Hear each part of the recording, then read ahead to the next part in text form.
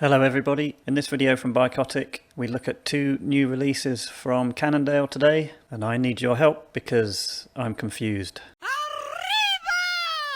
So today Cannondale released the Supersix Evo CX, CX for cyclocross, and the SE, and I don't know what the SE actually stands for. That's the first thing you can help me with. But it was actually the cycling news website where I first saw these bikes. The Evo SE is poised to do battle in the best gravel bike segment, while the Evo CX is designed for cyclocross racing. And it goes on to talk about the fact that they're based on the Supersix Evo road bike. The Evo CX and Evo SE not only take advantage of those aerodynamic design cues, but also use the same geometry as the road-going bike. Now, first thing to do is let's just compare these two bikes back to back. And as soon as we do that, we can realize that yes, they have exactly the same frame. So there's the cyclocross bike and there's the gravel bike. So having established that, let's now compare this to the Supersix Evo road bike, which supposedly these bikes are based on. And we can see straight away that they're not the same geometry.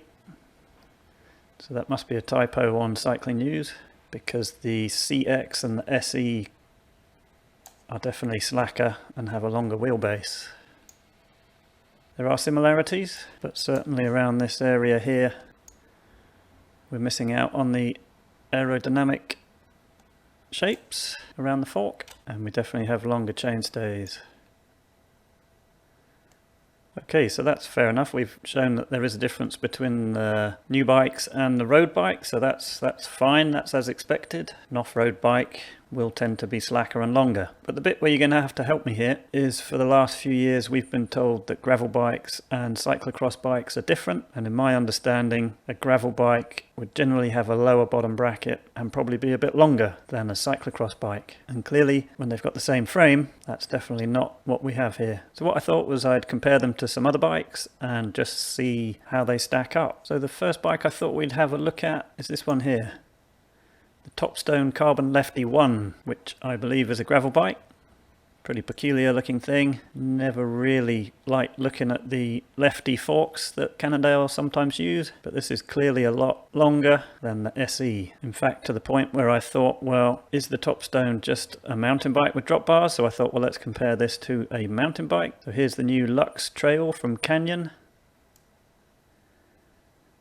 Definitely not as long as a mountain bike. So then I thought, let's compare the Supersix Evo cyclocross bike to the Canyon INFLITE. And this is the bike that Van der Poel rides pretty effectively in cyclocross races. And there are some similarities in the geometry, but probably the biggest thing of note is how much longer the new Cannondale is. So how about the CRUX from Specialized? This is their cyclocross bike.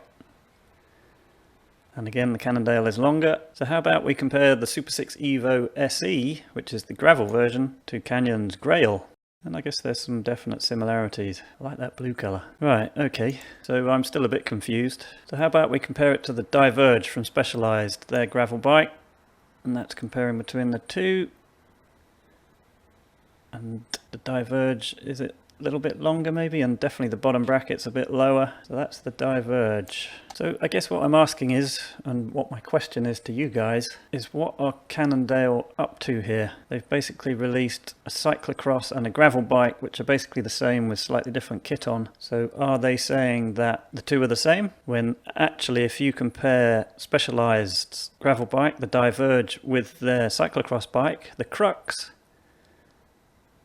there's a more conventional difference there that I can sort of understand. The gravel bike's got a lower bottom bracket and is longer, and the cyclocross bike has a higher bottom bracket to get you over those logs and things that you've got to negotiate on a cyclocross track.